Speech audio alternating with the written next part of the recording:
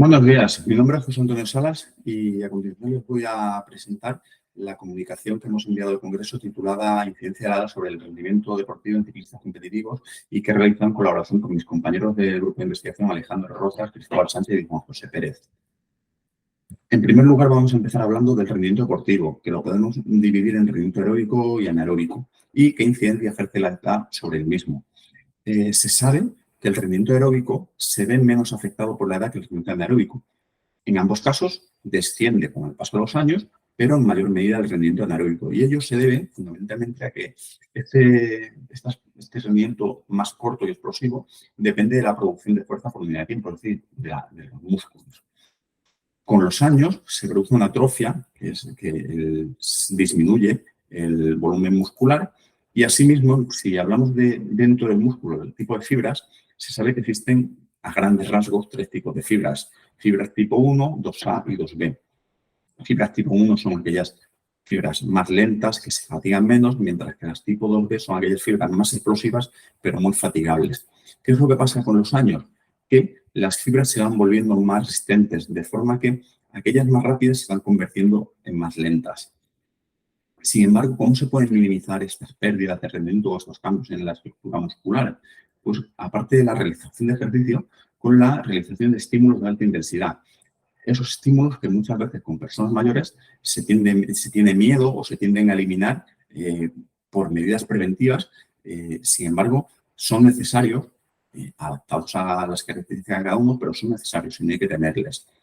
Si hablamos de ciclismo en carretera, es un deporte predominantemente aeróbico de varias horas y, en cualquier caso, los esfuerzos cortos y de alta intensidad son un factor determinante, aunque parezca algo ilógico. ¿Por qué? Porque las carreras se deciden en esos cambios de ritmo en los que determina quién es capaz de ganar.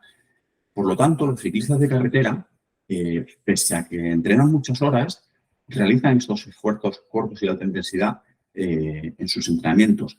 Y ciclistas de carretera no nos referimos solamente a esos profesionales, esos juniors, menores de 30 años, sino que los ciclistas máster de 30, 40, 50, 60 años, etcétera, también realizan este tipo de esfuerzos, aquellos que compiten. Por ello, nos hemos planteado dos objetivos. En primer lugar, comprobar la incidencia de la edad en el rendimiento aeróbico y anaeróbico de ciclistas competitivos. Y en segundo lugar, además, evaluar la relación entre la edad y los esfuerzos de la fatiga, los efectos de la fatiga en esfuerzos cortos y de alta intensidad. Para ello hemos utilizado 43 ciclistas federados españoles de carretera, todos hombres, con un rango de edad entre 18 y 60 años y como criterio de inscripción debían entrenar un mínimo de 4 días semanales y aparte 10 horas semanales. Aquí vemos un poquito las características corporales y las características de rendimiento, en este caso el pico de potencia y la potencia aeróbica máxima. ¿Qué es lo que se hizo? Pues en primer lugar un calentamiento de cicloergómetro para posteriormente realizar una prueba de Wingate sin fatiga, una prueba escalonada hasta el agotamiento, una prueba incremental escalonada hasta el agotamiento, empezando de 100 vatios y aumentando 25 vatios de forma escalonada cada 2 minutos, y finalmente otra prueba de Wingate con fatiga. ¿Qué es una prueba de Wingate? Pues es una prueba de 30 segundos en la que se arranca buscando un pico de potencia máximo lo más rápido posible y se intenta mantener ese esfuerzo con un carácter máximo en todo momento hasta el final, sin ningún tipo de regulación. El pico de potencia alcanzado es un indicador de la potencia anaeróbica, mientras que la potencia promedio de esos 30 segundos es un indicador de capacidad anaeróbica. Por lo tanto, es una prueba que se utiliza para evaluar el rendimiento anaeróbico. Y en el caso de la prueba incremental, la potencia máxima alcanzada al final de la prueba se denomina potencia aeróbica máxima, es un indicador del rendimiento aeróbico que se suele relacionar muchas veces con el consumo máximo de oxígeno, o el V2 max. ¿Qué obtuvimos de resultado? Pues si hablamos de potencia aeróbica máxima, vemos que algo sorprendente, en este caso, con lo que cabría esperar de la literatura científica, es que no existe una relación de la potencia aeróbica máxima expresada en vatios con la edad. La literatura científica sí que habla de un declive con el paso de los años, algo que parece verse, pero no de forma significativa. ¿Esto a qué se puede ver? Pues fundamentalmente a que eran ciclistas competitivos. La mayoría de estudios están realizados con gente que no es experta en ciclismo y de ahí ese declive con el paso de los años. No obstante, en ciclismo muchas veces se tiende a relativizar la potencia con respecto a la masa corporal para poder comparar diferentes perfiles de ciclistas y en este caso sí que observamos una relación lineal e inversa significativa y se podría establecer que en término medio la potencia máxima, aeróbica máxima, desciende unos 0,2 vatios por kilo cada década. Esto era de esperar, aunque sí que es cierto que en personas no expertas en ciclismo la pendiente de esta curva es mayor. El descenso por década aumenta. Si hablamos de rendimiento anaeróbico, vamos a empezar en primer lugar hablando del pico de potencia, de la potencia anaeróbica máxima. Posteriormente hablaremos de la potencia promedio de esos 30 segundos. Y en ambos casos vamos a hablar sin fatiga, con fatiga y en vatio kilo y en vatios absolutos. ¿Qué observamos respecto al pico de potencia en vatio kilo? Pues en ambos casos vemos que hay una relación significativa, inversa y lineal. ¿Qué significa esto? Que se podría establecer en término medio que el pico de potencia asciende 1,2 vatios kilo por década en condiciones sin fatiga, mientras que cuando se está fatigado, este descenso es de 1,07 vatios kilo. Es decir, es menor. La edad ejerce una menor influencia en este pico de potencia.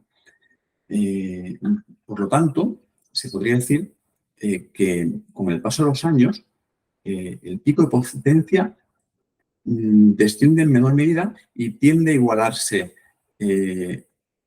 con los jóvenes. De ahí esta menor pendiente. Hay que considerar que en este caso la fatiga era la previa a una prueba de Longuet y a una prueba incremental.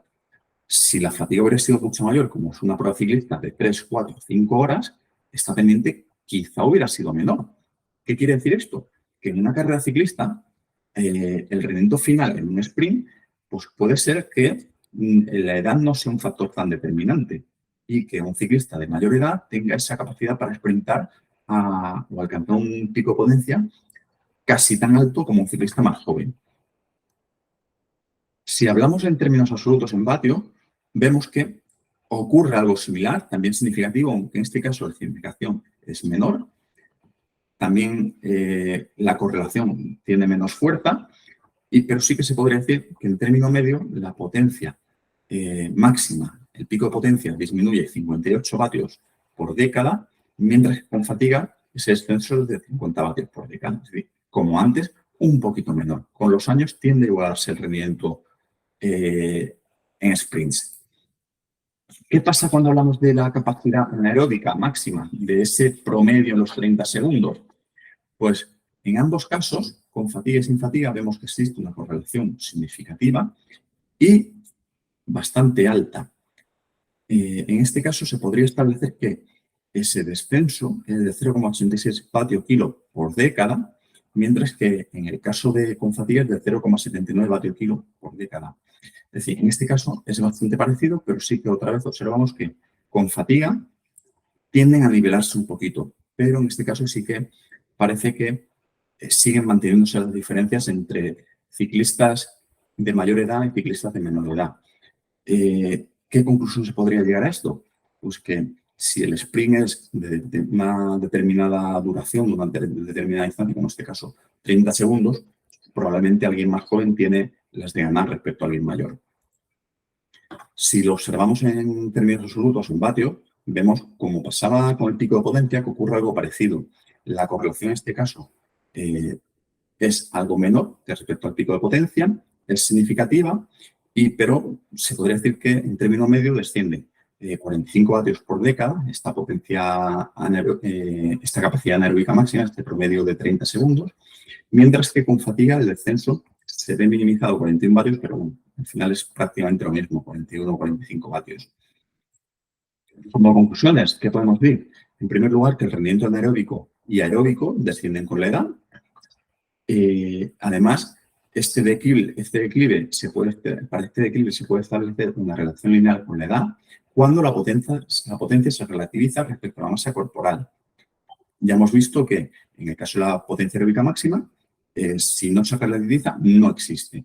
En el caso de la potencia anaeróbica y de la relación anaeróbica sí que existe esta relación independiente de si se relativiza o no, pero respecto a la masa corporal tiene una mayor significación.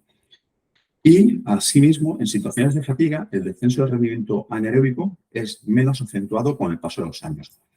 En fin, esto ha sido todo. Gracias por su atención y cualquier duda pues, que pueda surgir o cualquier cosa que pueda interesar, estamos a su disposición en este correo electrónico. Muchas gracias.